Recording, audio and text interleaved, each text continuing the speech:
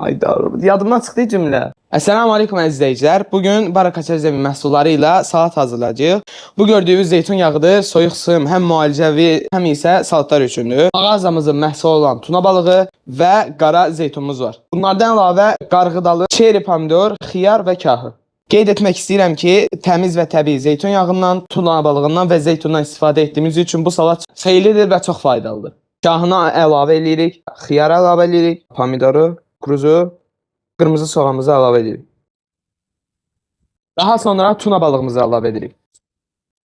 Daha sonra qara zeytunumuzdan əlavə edirik. Bu zeytun yağı qətiyyən rafinə olunmayıb. Həm də ki, daddığınız zaman 100% zeytunun dadını alacaqsınız.